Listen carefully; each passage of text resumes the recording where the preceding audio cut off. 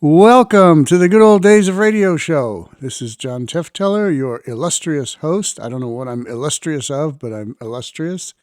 And we are going to start off a special series that is going to commence every Tuesday from now until we get tired of it or we run out of programs, one or the other.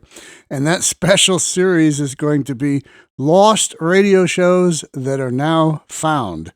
So we can call this Lost and Found or whatever. But anyway, Lost Radio Shows. And what I mean by that, for those of you who don't really understand what I mean by that, is not every radio show is known to exist. In fact, if you do the research and spend the time, you will discover that maybe, if we're lucky, 10% of what aired back between 1930 and 1960, if we're lucky, 10% of it actually exists, and the rest of it might exist somewhere out in space for the Martians to listen to, but we don't have it here to listen to. It's gone. The reason it's gone is because most of vintage radio was never recorded. No recordings whatsoever, no reason to record it. It was a live show.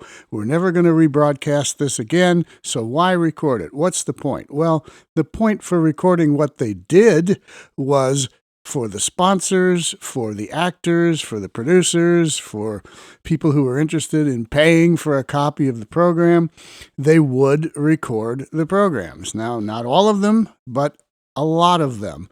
Now, that's good, except for one little problem.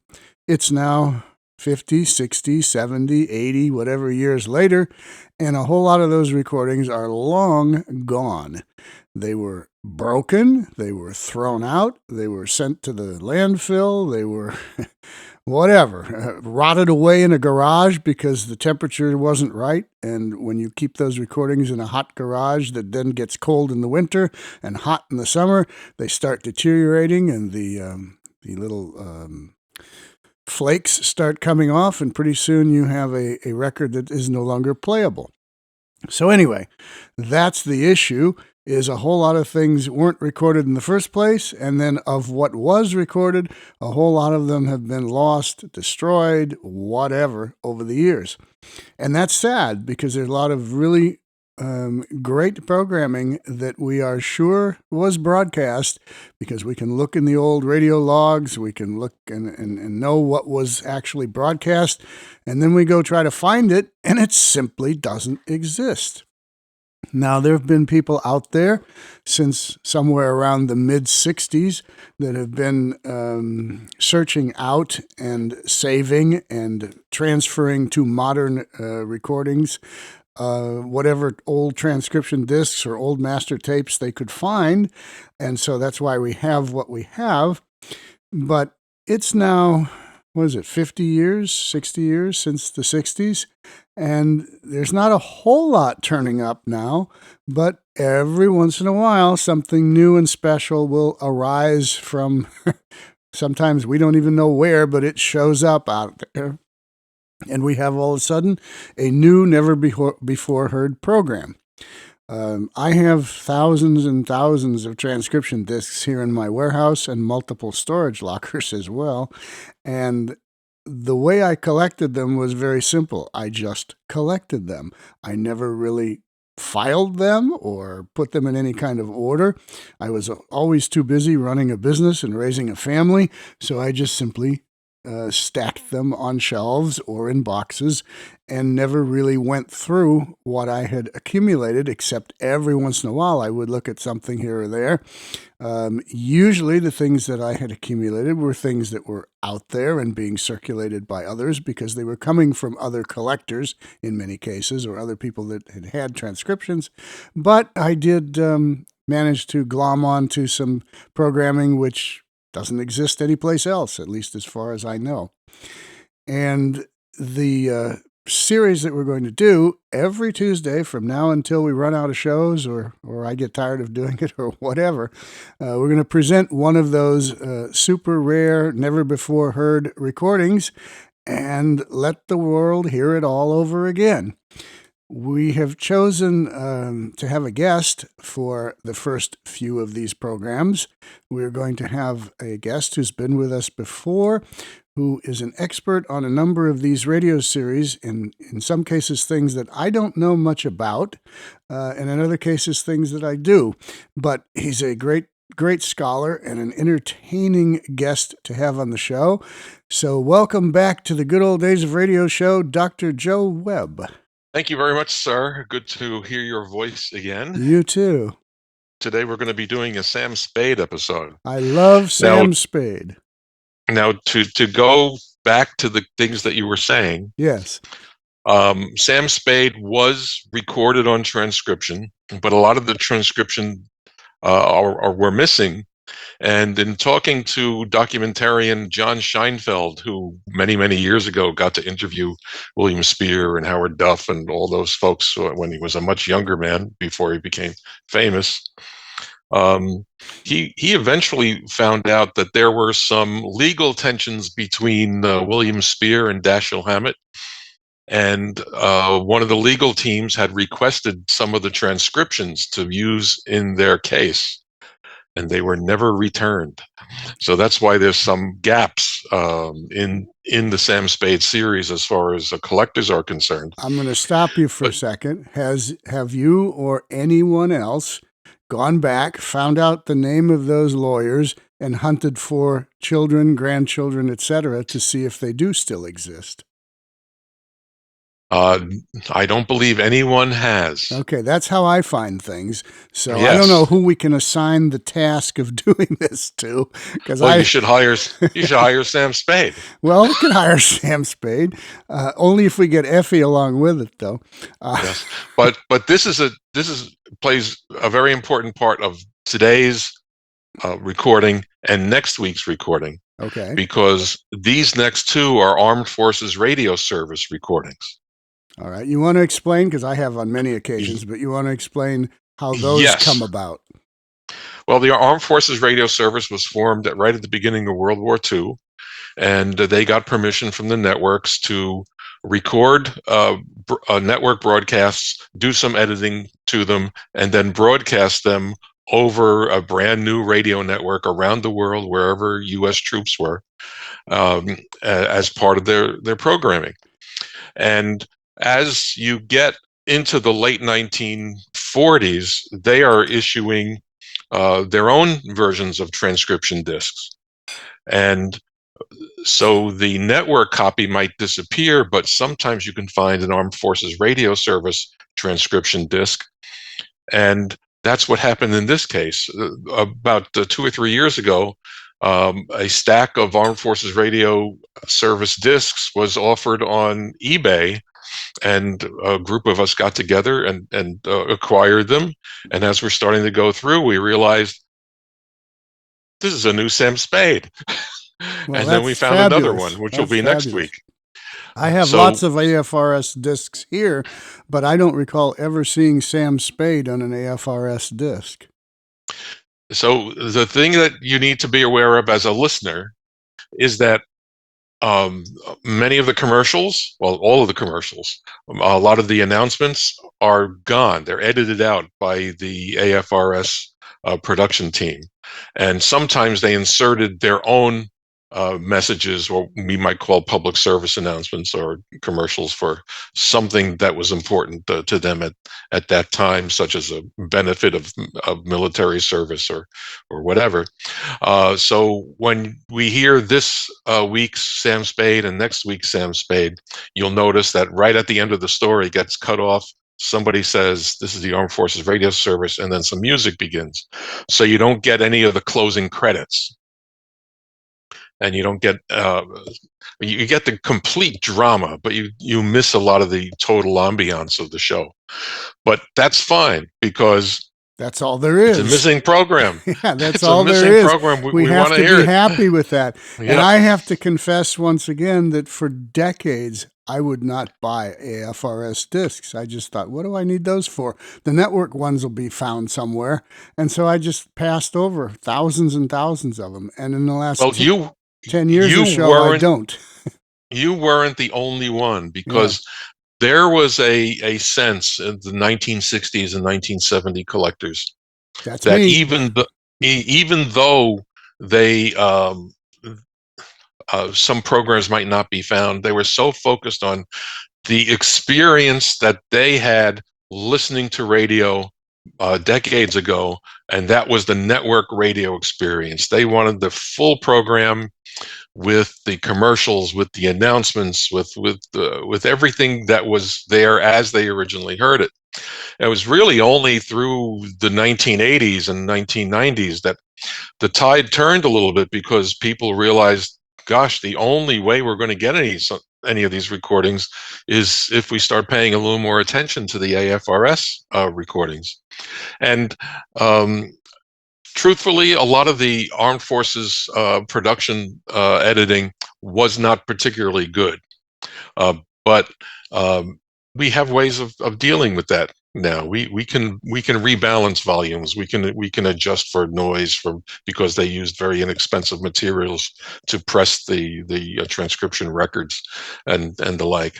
And my favorite series, Casey Crime Photographer, hasn't had a new network program discovered since around 1979 and 1980.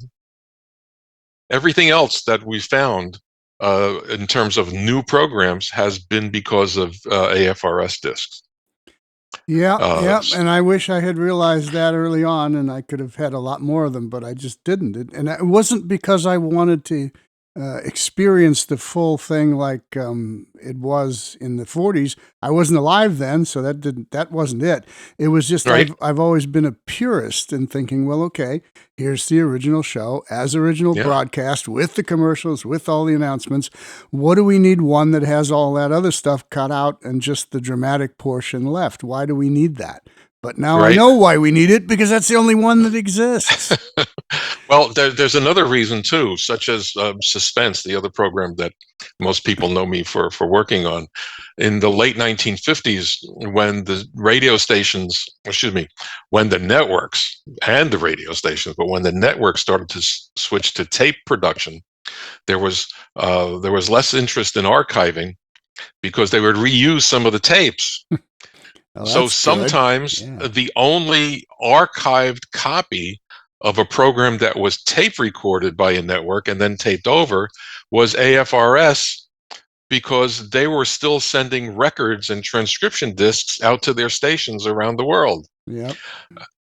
And that was a very fortuitous situation, because many of the late year Suspense, Gunsmoke, and Johnny Dollar, the only reason that we have copies are because people were recording them off their local stations, and somehow they were saved. And the way that we've improved the sound was by finding more of these armed forces discs. Yep. Well, and that's good. And I'm so happy that it's happening. And trust me, I don't pass over anything now. Yes. I've got boxes of AFRS discs here now. Yes. And maybe there's some hidden gems in there, but until producer Daniel puts them all in some kind of database, we won't know. Yes. And I can just see Daniel saying, when you say I don't pass over anything, I see him holding his head and saying, I know. Yeah, you know, it's because they're all over the place. Yes. Yeah. Well, but that's good. I'm fine. I've got plenty of room, so we just keep piling them up there and hoping we save some more. We actually had a listener to this show who sent me a big box of AFRS discs, just said, here, you play these on your show, maybe you'll want these. And there was It Pays to Be Ignorant in there, which is one of my favorite series, and I haven't listened to this one yet to see if it's one of the lost episodes of that show, but I hope it is. Yes, you don't know what you're going to find. I mean, we've had some really, really nice surprises in that process as we've found some of the discs and some of the recordings. But we wanted to talk about this particular Sam Spade episode. Yeah. We got to get back to that. We're talking for collectors now. We got to talk for a general audience here. Yes. Okay. Yes. Well, this particular episode is from May 11th, 1947, and there's a lot of stuff going on in here, and so I'm going to save all the inside stuff until after the program plays. Well, I would just say one thing. I played this, and I thought this was one of the best Sam Spade episodes I had ever heard.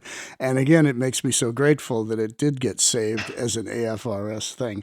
I mean, just to give you a little tease from my perspective, and then I'll let you say what you want about it, Dr. Joe. To me, this was like a very amusing version of the Maltese Falcon. Yes, yes. So anyway, I don't know how much more we want to tease it, but we're going to play it in a few minutes. It has a similar plot line. The title of it is the Yule Log Caper, Y-U-L-E, as in Christmas time, right? And that's one of the inside jokes. At least a spoiler alert to some of the listeners that here you have something called the Yule Log Caper being broadcast in May. So maybe it's not what you think it is. Yes. Right? Okay. And Sam Spade was a very, very tongue-in-cheek show. Yes, stories were completed. You found who the perpetrators were and all that. But there are laughs and innuendo and double entendres and all kinds of things along the way. And it's played for fun.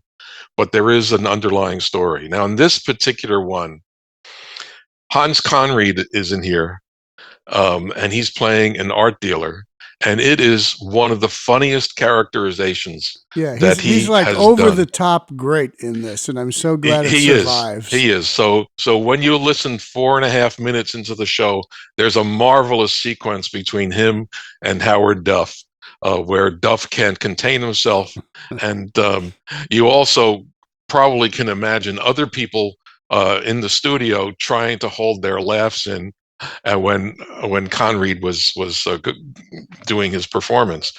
And that's one of the difference between Suspense, which was produced by William Spear, and Sam Spade, which was produced by William Spear.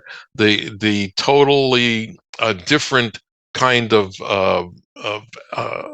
presentation of the stories here. Even though the writing is top notch, they still had a lot of freedom to do things with their character that they wouldn't have on a more serious show like Suspense. So listen for that. Conried is just marvelous in here. Conried was a master of Eastern European dialects, and the way that he says the word burglar in here when he comes before the microphone as this character is just laughable in itself. All right, so we're ready to go? I think we're ready to go. Okay. The Adventures of Sam Spade, Detective, from May what? May 11th, 1947. May 11th, 1947, with Hans Conried, Lurene Tuttle as Effie, Howard Duff as Sam Spade, and a cast of other crew, which we'll talk about after the show. Here we go. The Adventures of Sam Spade, Detective.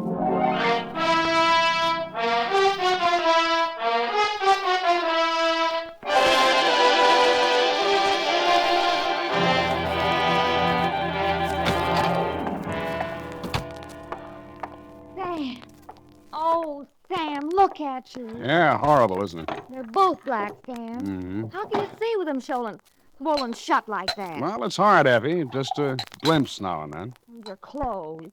Oh, Sam, you're a mess. Was it an auto accident? It was not. It was combat. Oh, Sam, sometimes can't it be an auto accident instead of a cheap, disgraceful brawl? Other men live their whole life without... Effie, it was not a cheap, disgraceful brawl. It was combat, man to man, winner take all. To Emil Tauknitz, that's A-U-C-H, sweetheart, pronounced ouch. Ouch. Yeah, from Samuel Spade, license number 137596. I wish you'd get out of this business, Sam. There's a small hand laundry for sale up the street. Oh, yeah. I could do the ironing, which would save you paying a big salary. Please. And it's clean, safe work. Later, Effie, later. I don't like We'll ironing, discuss Sam, it but I'd do it for carefully you. later, Effie. Subject, the Yule Log. It has been a crowded 24-hour period since I called at your shop on Mason Street yesterday morning in response to your urgent summons. I gave a quick glance at the front of the building that housed your art gallery, and it looked as solid as the bank.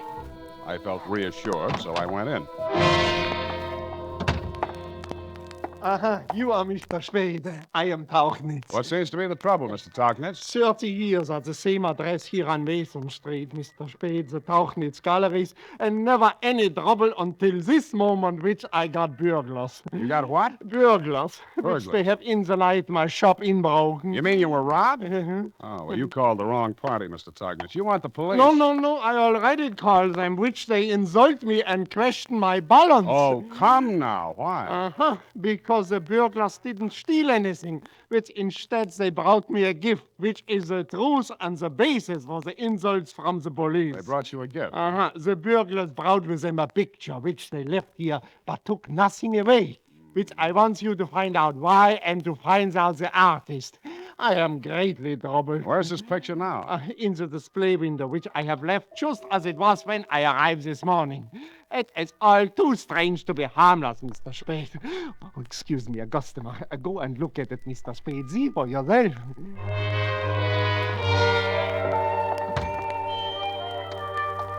I left you talking with a bald, pudgy gent who had just entered and strolled out onto the sidewalk. Behind the polished plate glass window of your shop was the painting. A little bronze plate on the frame gave the title of the picture and the artist's name, The Yule Log, by Mervyn Trelease.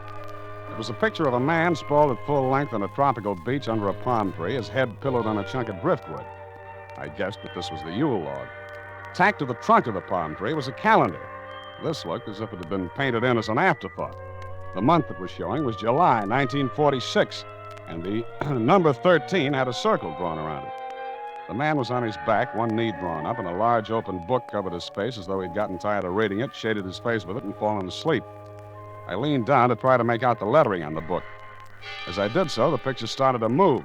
I looked up and saw that pudgy hand had reached through the black curtains and was lifting it out. Then the pudgy owner of the pudgy hand came through the door with the picture under his pudgy arm and waddled up the street. Stop, thief! Stop that man! Unhand me, sir. I shall call an officer. I don't think you will. I paid for this picture and coin of the realm, sir. This ridiculous fawn is only trying to make trouble for me. Let's just go back there and check on the story, shall You're we? adamant, sir. I am adamant, sir. But mind you, I mean to have this picture by fair means or foul. You the artist? I've had about enough of your insults. Burglars bring, burglars take away. You see, Mr. Spade, which it is all too strange to be harmless. Which it is indeed, Mr. Tauchnitz. You arrive at the brink of disaster, sir. This thief. Thief, indeed. You're a thief, sir. Oh, After bidding me up to $50,000 on this wretched job, you then refuse my very generous offer. Explain to Mr. Spade which the artist has not quoted me the price. Quoted or price? even authorized me to sell it. Mr. Tauchnitz means the picture may be hot. Somebody stashed it in his window and he doesn't know who or why. A likely story. I have followed Mr. Trelease's work very closely. I know what paintings of his have been sold and the ones which are on the market, and I'm sure even he will agree that $50,000 is twice what it's worth. 3 times, 5 times what it's worth.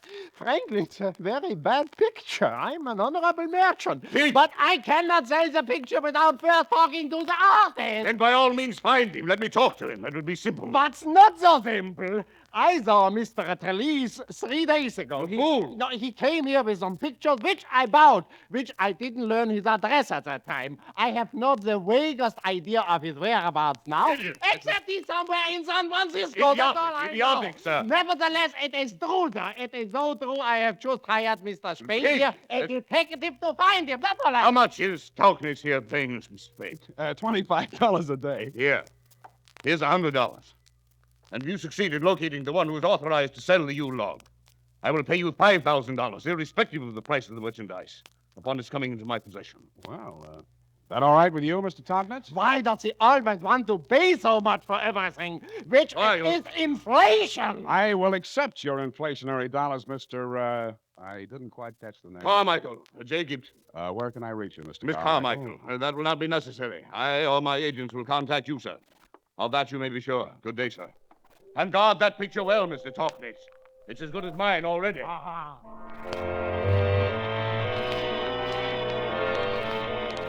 And with that, he plunked a large dome-like derby hat on his bald dome-like head and departed. I followed you to the rear of your shoppy to look over the window through which the gift-bearing burglar had entered. It was a beautiful job, the most artistic piece of work in the place. A neat hole had been cut through the glass, and the burglar alarm, a 6-volt job with a new Type 3-way Mitchell circuit breaker, had been dismantled as if by a watchmaker. There were only 3 men in San Francisco with enough talent to have done it. 2 of them were spending from 10 to 20 years on the Rock, and the other was Al McAvity, who'd gone straight and operated a bar on the Embarcadero. It was called the Sailor's Rest. Al was behind the barnacle-encrusted bar wearing a cap that said Skipper, and it's spelled with 1 P. He gave me a very salty greeting. Well, Sammy, my boy. Hello, Al. A drink, Sammy, on the house. Bourbon, Al. Your best, please. Good to see you, Sammy. I was thinking about you last night. I was thinking about you today, Al. Well, great minds in the same channel, huh, Sammy? Yeah, I was thinking about that window job you did over on Mason, the Tauchnitz Galleries. What were you thinking about? Well, what do you know about that? I was thinking about you when I was doing it, Sammy. Eerie, ain't it? Yeah, that was a funny setup, Al. I'm curious. Just impulse. A guy paid me $50 to take his picture in. You know why he wanted it in? I don't ask questions. You know me, Sammy. What's up? They ain't after me, are they? Tauchnitz hired me to find the artist. I don't know an artist when I see one. How about the guy that hired you? You know where he is? Oh, sure, Sammy. Why didn't you ask me before? Let's see. It's right back there at that table. See him? The one with a scarred face. The name he gave me was Bate Clawson.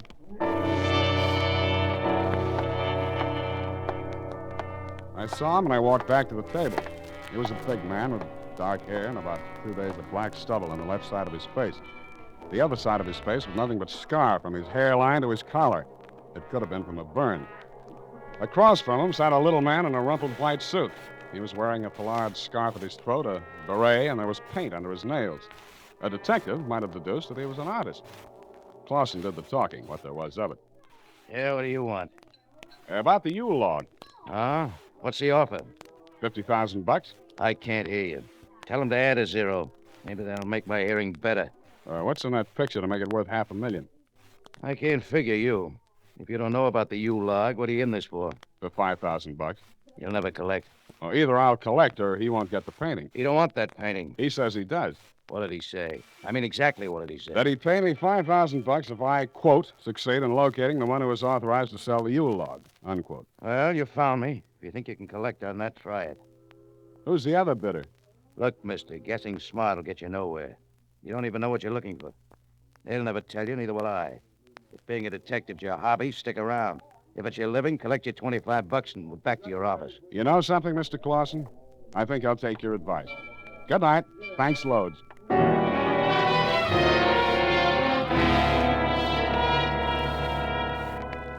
I said it and I meant it. All the double talk about the Yule Log was getting on my brittle nerves. About $100 worth, which I'd already collected, which I wasn't mad at anybody. Outside McAvity's place, I stopped for a breath of the harbor and lit a cigarette. Then I heard the happy clatter of tiny feet approaching. It was the little silent man in the beret who'd been sitting at Clawson's table. He was wringing his hands. Please, I gotta talk to you. He's crazy. He doesn't know what he's talking about. You? I painted that picture. The Yule Log. I'm Mervyn Trelease. I did authorize Mr. Clawson to sell it for me, but he's crazy. $50,000. For heaven's sake, I accept. Don't pay any attention to him. I think Clawson is right about one thing. My client might pay $50,000 for the picture, but he wants some information along with it. I'll gladly tell you anything I know. I have no secrets. What do you know about Clawson, for instance? I met him in Tahiti. I don't know how he arrived there. He'd never say. One day I found him on the beach in front of my house. That's when I painted the picture. I thought he was asleep. Actually, he was very sick. Malaria. The burn on his face hadn't healed right, so I took him into my house and nursed him back to health. He was very grateful to me and said if I'd come back to the States with him, he could get me a lot of money for my paintings, especially the one I called the Yule Log. Why did you call it that? Because when he was ill, in his delirium, he kept talking about a Yule Log and that I mustn't let them burn it up, whoever they were. And I kept assuring him that it was only July and nobody would want to burn a Yule Log. And he never said anything more about it after he was well? Oh, only in joking that chunk of driftwood in the painting. He wanted to keep it as a souvenir and said that was his Yule Log. He worked on it for days, polishing it, scraping out the termite nests, drying it out. And when we sailed for San Francisco, he brought it with him in a little chest he had made for it. You know where that is now? Tiny yes, he left it in my room along with some other Mind things. if I have a look at it? Oh, Lawson would be very angry if he knew. I wouldn't dare take you there myself. I will give you the address. Come there in an hour. I'll tell the landlady to let you in.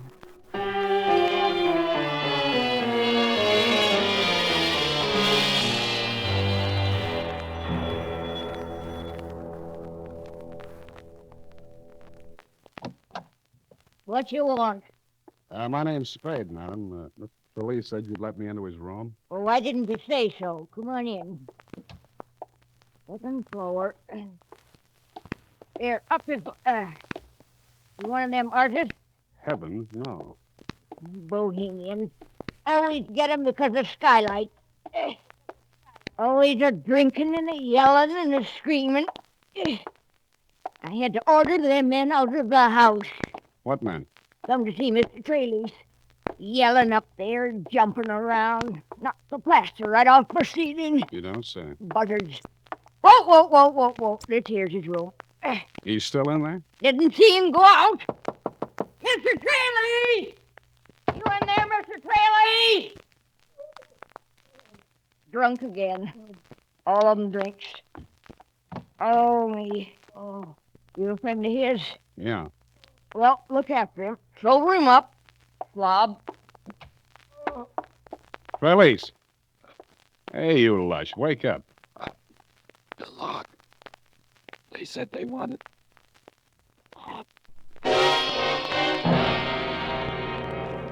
He'd half raised his head, and when it dropped back to the floor, it turned slightly to one side, and then I saw it. The back of his skull had been crushed in with a heavy bludgeon. Beside him on the floor lay a gnarled, bleached-out, lovingly polished chunk of driftwood. It was the same as the one in the painting. Poor little Mervyn Police had been murdered with his own Yule log.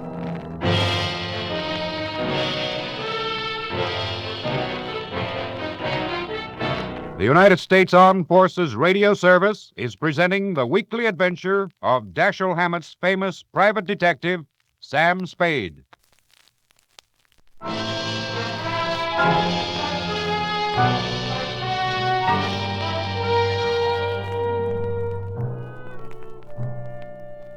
While I was waiting for Dundee and the boys from Homicide, I made a quick frisk of the murder room. There was a half-finished canvas stuck up on an easel. I looked twice at it. It was worth it. It was an art calendar type pose of an art calendar type girl, that is, all except the face. It was a haggard, worried face that didn't go with the rest of the picture. On the back of the bathroom door was hanging a woman's skirt, blouse, and jacket. A man's dressing gown was draped over the shower curtain rod. I took it with me when I opened the closet door. I don't know anything about it.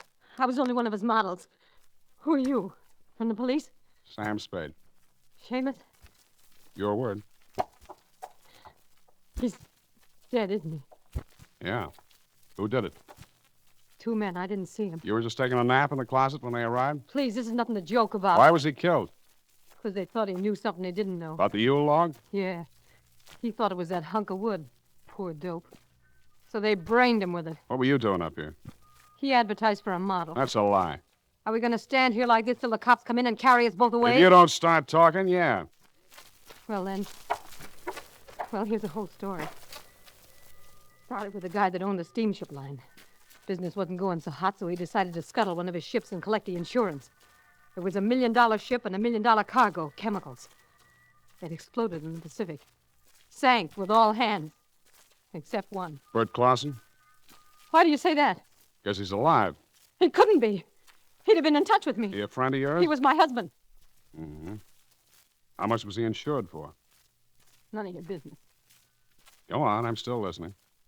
The deal was between the owner of the line and the first mate of the ship, a man named Andrews. My husband was a captain. Andrews got away in a lifeboat after sending a lot of frantic radio messages blaming my husband for the things that were going wrong on the ship. The log of the ship was never found. So they took Andrews' word for it, put the blame on a dead man, and collected. What was the name of the ship, as if I didn't know? You guessed it. The SS Yule. Mm-hmm. When did it happen? The ship? July 13th, 1946. Yeah, that's the date Trelease painted into the picture. Listen, he's really alive. How does he look? Was he hurt bad? Depends on how you feel about scars. I don't want to see him. It's been a year. He could have been in touch. Oh, I used to dread every time him coming into port. Every time he left, I swore I'd never see him again. When I read in the papers how they were hanging it all on him after he's dead and can't speak for himself, it made me sore. So now he comes back from the dead, all scarred up, and I'm supposed to feel different, huh? This logbook, the log of the SSU. Why would anybody want it? It'll prove what really went on that ship. Any questions are asked what went on a ship, that's supposed to be the gospel about it. The logbook with the captain's signature. Uh-huh. Any lawsuits or anything like that, the ship's log is what decides it. Then not to have the Yule log turn up is worth about $1 million to whoever collected the insurance. That's Clifford M. Yule, the owner, and Andrew, the mate, for whatever his cut is. Thanks, Mrs. Clausen. I think you're okay.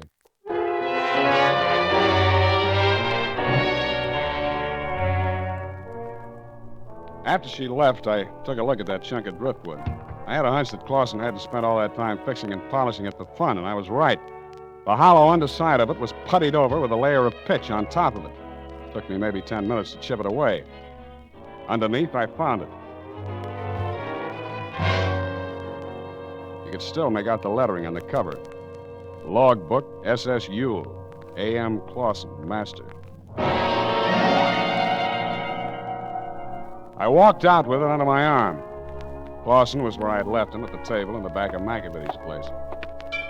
I threw the book down on the table in front of him, and he looked slowly from it to me. Oh, you found it. Yeah.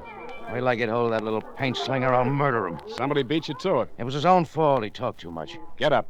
Huh? Get on your feet. You don't talk enough. Fight's what you want. Why didn't you say so? Hey, you guys, take it outside, will you?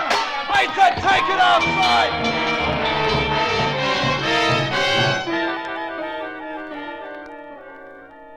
When it was all over, we propped our eyes open with toothpicks from martinis and had a long talk. Then I stumbled into the phone booth and, using the touch system, dialed a number. Hello? Mr. Clifford Yule? Speaking. Spade. I found the log you're looking for. Ah, you saw through my little masquerade. You found the artist. I said I found what you're looking for. Splendid. I have the money here.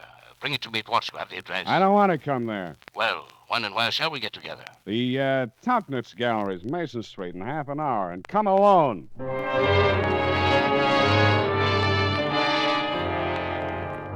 We got to your shop, Mr. Tauchnitz, as you remember, around 1 a.m. I gave Clausen his lines, left him and you in the back room, and reached the front door just as pudgy Mr. Carmichael, pudgy Clifford M. Yule to you, came in. Ah, Mr. Spade, you brought it with you. Yule log. Thought I told you to come alone. Allow me to introduce my my associate, Mr. Andrews. Mr. Andrews is first officer of the SSU, so naturally he's interested in the recovery of the log. Come on, Seamus, where is it? Mr. Yule here employed me to find the artist that painted that picture in the window and get his permission to sell it. I did. What's he talking about? Mr. Spade, don't play the innocent with me. You know as well as I do what was bargained for. You bargain for the picture, you get the picture. Anything else you'll have to ask for straight out. Oh, you fat bungler. It's a good thing I came along. He doesn't know a thing that can help us or hurt us. In another minute, he'd have had you trapped into a confession. You better tell him, Mr. Yule. Tell him what? That you offered to cut me in for his share if I get that logbook away from Talise. What's this? Why, that's a lie. Talise was dead before Spade got there. I personally beat his brains out. But I got the log. You may as well be frank about it, Mr. Yule. Andrews' cut is what you offered me, and that's my price. No. Look here, Spade. Look here. We can't cut poor Andrews out altogether. You shouldn't have made that deal.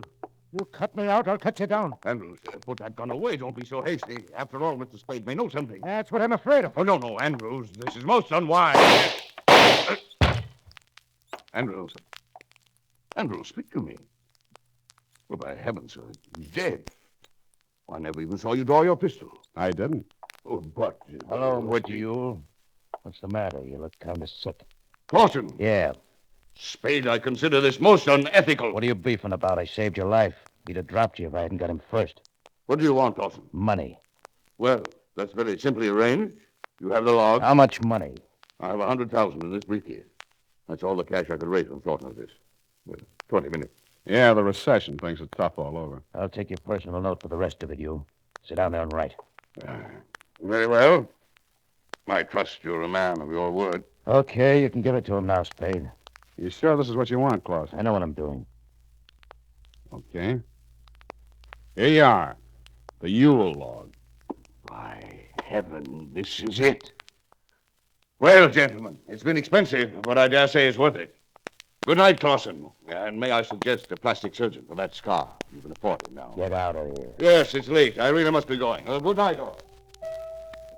So that's what you really wanted, Clausen. The money. Sized you different somehow. Look, Spade, I told you you'd never understand. Graham, McAbiddy told me you were wait. Yeah, Leela, it's me. Why didn't you stay dead? Cute girl, isn't she, Spade? Come home all scarred up, and all she says is, why didn't I stay dead? Last time I saw you, I said I never wanted to see you again, and that still go. Look at me. I don't want to look at you. I don't want to feel time. Oh, Vic, you poor Vic. Oh, shut up and come on home. Okay, Tompkins. You can come out now. Oh, Mr. Spade, you were magnificent. This painting, I give it to you for a gift. Huh? Well, thanks a lot. Oh, the painting only. I keep the praise. Here, right now I take it out. Well, as far as I'm concerned, you can keep the picture, too. Hey, there's something stuck in the back there, some paper. Let's see that. What is it, Mr. Spade? Huh. Part of the Yule Log. The only part that's worth a nickel. The only part that matters.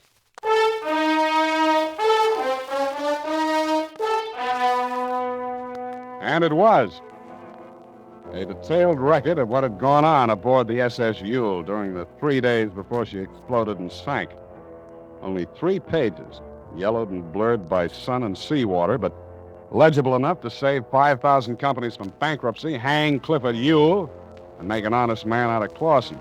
I hope he's worth it. As you pointed out, Mr. Tognitz, it was all too strange to be harmless.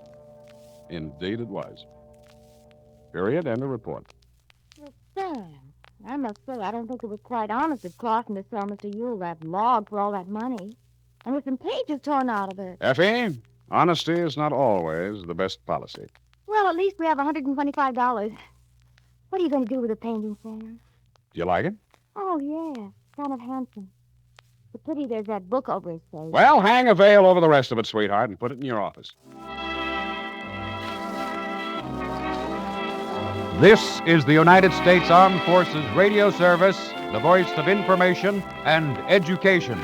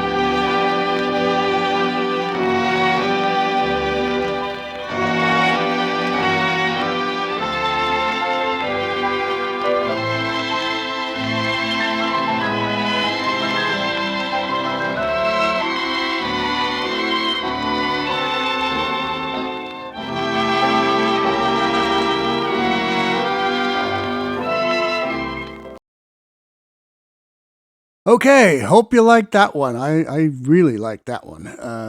I thought it was just a glorified ripoff of the Maltese Falcon in a very nice way. You had your Sidney Greenstreet character, your Myrna Loy character, your Peter Lorre character, and they even had a couple mentions of inflation and recession in this show. Hey, 1947, inflation and recession. Didn't know recession was part of the dialogue back then, but I did know about inflation. So, Dr. Joe Webb, back with us. What do you got? The show's written by Bob Tolman and Gil Dowd, who were just absolutely marvelous writers. Tolman wrote for Cavalcade of America, Inner Sanctum, Suspense, and Voyage of the Scarlet Queen. This was the show where his work really shone incredibly well. And Gil Dowd wrote with him, and he also wrote for Voyage of the Scarlet Queen, and also the pre-Bob Daly, Yours Truly, Johnny Dollar. What's sad, though, is that Dowd passed away in 1957 at the age of 43, so he didn't get to expand a career into television and the like Bob Tolman had done. There would have been advertisements here for wild root cream oil for your hair, and one of the things that when we do some Mr. District Attorneys in a couple of weeks, which is sponsored by Vitalis, we've always wondered why Wild Root promoted itself as the non-alcoholic hair tonic. People were drinking it? People were drinking Vitalis. Oh, no. Really? Okay. Yes, it's very, very sad. It's very, very sad. Non-alcoholic. Yeah, okay. I never thought of that, but they were actually drinking it? Well, if you were in a pinch, yeah. Okay. It was not good for you, but Vitalis had alcohol in it as a drying agent. But wild root cream oil had lanolin and some other things to well, aid the cause. Back in the 1920s, they were drinking something called canned heat, which actually was like sterno that you would light a lantern with. They were drinking that and rotting themselves from the inside out. So it doesn't surprise me that they were drinking this, but it's very unusual. One of the gifts of prohibition, I guess. Yeah. This disc and the upcoming Sam Spade were transferred by Jim Blackson of Pennsylvania, who was in part of that group who assembled who purchased that stack of AFRS discs. Okay. So that was helpful. I did some work in patching the part 1 and part 2 together, and some really minor things in it. The disc was not in the best of shape, but it turns out really, really well. Yeah, Daniel worked on it a little bit too, and so by the time you've heard it here, it's going to be even better. It's much better. Yep. Now the name that Hans Conried has in this is Emil Tauchnitz, and that's an inside joke to anybody who's literate. Okay, well, I guess I'm not literate. In that particular time. It's literate in the sense of publishing history.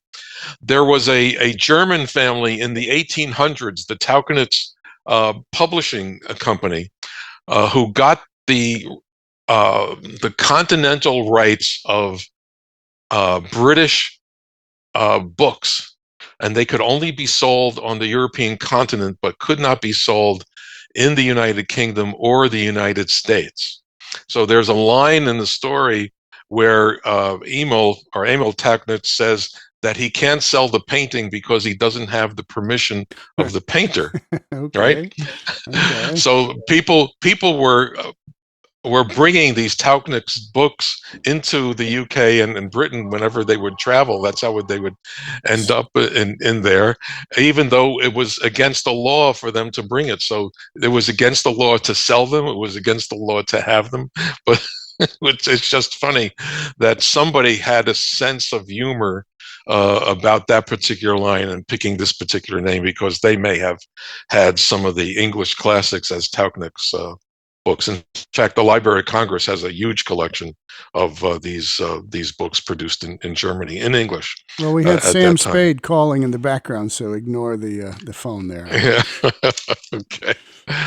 Effie picked up, I guess. Yeah, Effie got it. We'll find out later who it is. The way Conried says, instead of burglars, he says Bierglas. All right. This was just funny when I heard it. I said, what am I hearing? I had to keep replaying it myself. So Duff laughs pretty hard. But the character of Spade, Duff breaking up over those lines, it fits the character of Spade, because he's always chuckling throughout the story. So people may not realize that was something funny going on in the studio. I wish we had a dress rehearsal for one of these. Spear, even on Suspense, ran some of the loosest dress rehearsals of anyone. He believed that if you had talent in the studio, you had to let them have fun with the material, because that's the way that he explored it. So by the time it would go on the air in Suspense, it would be much more serious, but people would know the material inside and out. And in Sam Spade, they probably had a wild time doing all things like this. But by the time they got to the microphone, they knew when to turn on, when to turn it on, when to turn it off. And Sam Spade, always being tongue-in-cheek, they had a lot more freedom for that. Supposedly the Gunsmoke rehearsals were in a very similar way, because that whole cast was so close to each other, and knew each other's techniques and the personal lives and the like, that they could have fun during the broadcast. You just have to listen to one rehearsal that was saved, called The New Hotel, to find out what that was like. Oh, yeah, I've heard that. I don't know if we're going to play that here, but okay. I don't think you will. You may tell people where to find it, but is there any chance of any Sam Spade dress rehearsals anywhere? Does anybody have any of those? I have not seen any of them. Okay. No. All right. The cast, thankfully, we have people like Carl Shadow and Keith Scott in our lives. Yes. There was no cast listed at the end of the program. Sam Spade did not always list casts, but we know for certain it was cut out by the AFRS production team. So Conried played Tauchnick's John McIntyre, who was a favorite of radio fans, especially and Spurdvac fans at meetings, played Carmichael. Jack Moyles played Clausen. Lurene Tuttle doubled as Effie and the old lady. Aha. And we think that Hugh Thomas played Merwin Trelease, and Charlotte Lawrence played Mrs. Clausen. So that's what we think the cast is. Whenever an old lady part came up in Sam Spade, it was usually Lurene Tuttle who was doing it. Okay, yeah, she was good at all kinds of voices. Great lady. Yes. And as people say, she was the greatest radio actress of all time, and she would tell you that. Yeah, she did tell me that, actually. She was a very nice lady. Yes. Too bad she didn't save more recordings. She had a few, but, yes, but not many. Yeah, all right. So that's it, right? Is there anything else on this one, or do we need to sign off for this week? And I think we just say the next week's Sam Spade show has a title that will remind you of The Man Called X. Okay, that's good. Yeah, we can tease that way. All right, this is John Tefteller in the Good Old Days of Radio show. Special guest, Dr. Joe Webb, expert on all things suspense, along with Sam Spade, Mr. District Attorney, and I don't know what else he's an expert in, but he's very good at what he does, and we love having him here on the Good Old Days of Radio show. Yeah. So, just one last thing. Okay. One last the show notes. I always have show notes for a lot of the things that we talk about. So if you're on YouTube or any other place, check the comments section for the show notes, and so you can find many of these things. That's it. I'm done now. That's it. You're done. We'll be back with Dr. Joe Webb and another long-lost episode of Sam Spade that now can be put in the found column. So you'll get to hear another exclusive one that nobody's heard since about 1948 or so.